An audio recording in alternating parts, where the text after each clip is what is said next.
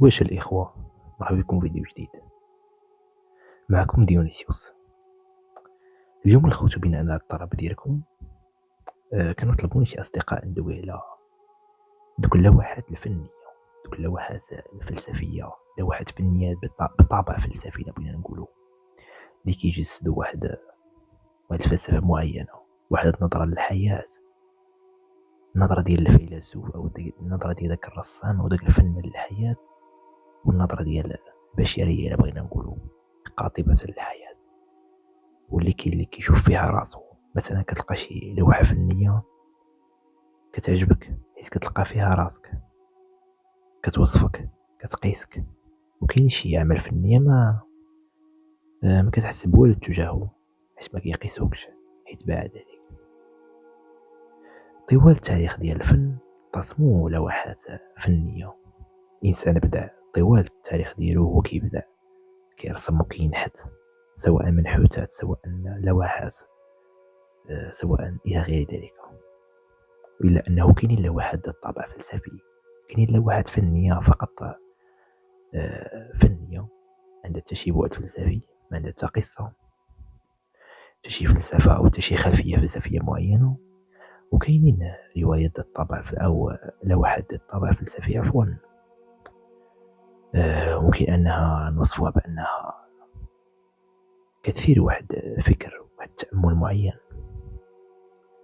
كتناولنا قضايا إنسانية ووجودية عميقة.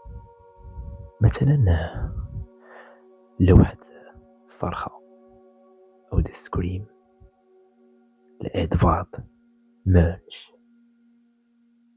هاد اللوحة كتجسد القلق والخوف الداخلي اللي كيعيشو الإنسان.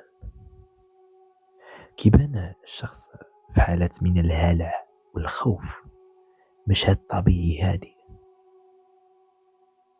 يعني داك الشخص اللي كيصرخ وكيغوت وقف واحد المشهد طبيعي هادي، مشهد سوريالي إلا بغينا نقولو.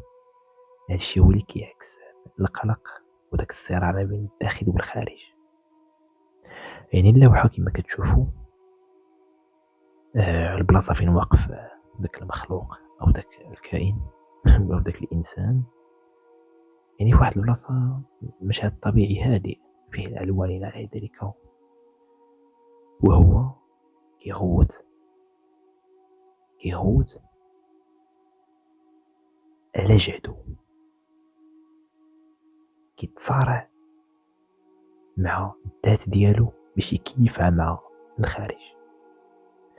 داكشي باش تسمات هاد اللوحة بالصرخة، يعني باش كتضيق بك الحياة وكتضيق بك العبثية ديالها، ما يمكن لك غير تصرخ كما صرخ هاد الشخص في اللوحة ديال مانش. لوحة فنية أخرى وهي لوحة غويا زحل يلتهم ابنه أو ساتيورن يلتهم ابنه. هاد اللوحة كتسلط الضوء على المفاهيم المظلمة إلا بغينا نقولو، مثلا السلطة المطلقة، الخوف من الزوال، الخوف من الموت، مما كيعكس واحد الفلسفة عدمية معينة في واحد الناحية.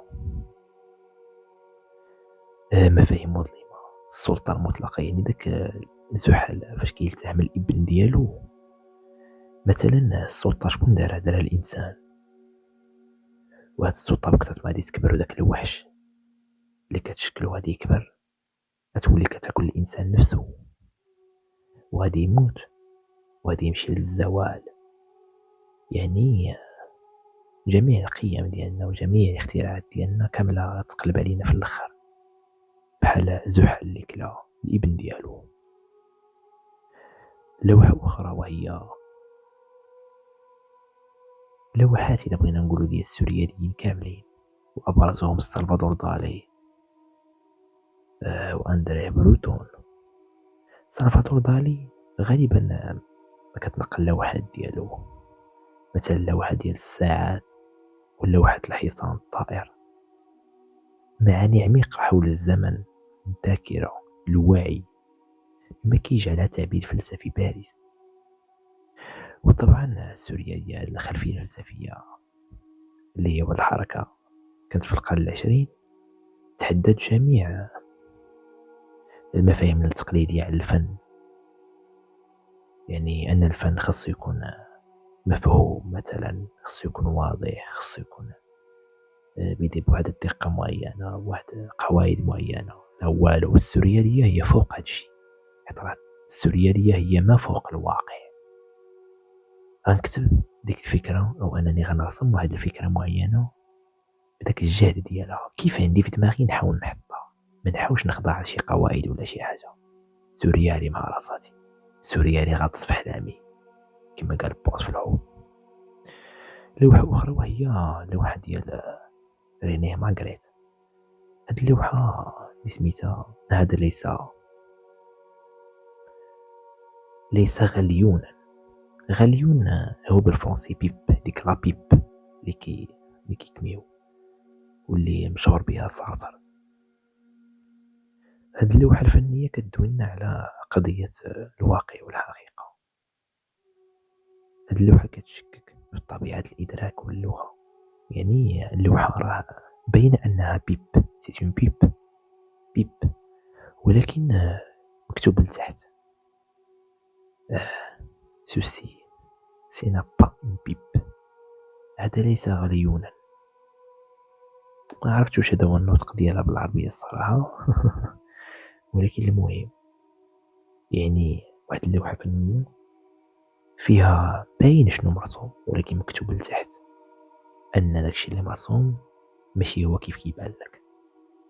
وهنا كيخليك واحد الوضع مرتبك، واش تيق هداكشي اللي كاين في اللغة لتحت، ولا تيق شنو كيشوفو عينيك الفوق، بلي راه بيب هاديك وما يمكنش تكون غير بيب. وهذه في السياق ديال اللغة وكيفاش انها كتأثر لنا على العقل ديالنا.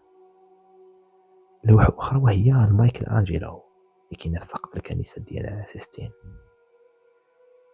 اللي فيها الغاد أو الإله كيحاول يتواصل مع البشر أو مع الإنسان بصفة عامة، ولكثير من التساؤلات حول قيمة الحياة والقصة ديال الخلق ديال الإنسان.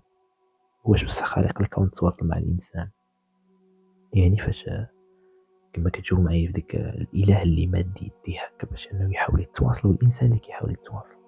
يعني الإنسان لقى راسو هنايا لا حنين لا رحيم، الإله بغى يتواصل معاه. يعني حسب قصة الخلق راه الإله هو دار الإنسان هنا، فكيحاول أنه يتواصل معاه باش يخليه خليفة هنايا ولا نقولو. المهم، هذه لوحة فنية كتشكل لي قصة الخلق. كاين لوحة فنية أخرى طبعا واللي فيها العمالقة المفكرين، هي لوحة مدرسة أثينا للرافائيل. هاد اللوحة كتجسد لنا واحد الحوار فلسفي بين أعظم الفلاسفة على العصور، ومنا عرفنا بزاف ديال الفلاسفة: أفلاطون، أرسطو، سقراط، أنكسيماندر، بارمينيدس، ديوجين، أفيرويس أو ابن رشد. ابن رشد هو الفيلسوف المسلم الوحيد اللي كاين في هاد اللوحة. كان رسمها رافائيل في عصر النهضة في أوروبا. كاين تما هرقليط. كننصحكم أنكم تمشيو تكتبوا لوحة رافائيل في جوجل وديروا الأسماء، وغادي يعطوكم كل رقم وكل شخصية شنو هو الاسم ديالو. جميع الفلاسفة طبعا كاينين تما اللي كانوا غالبا ديال اليونان.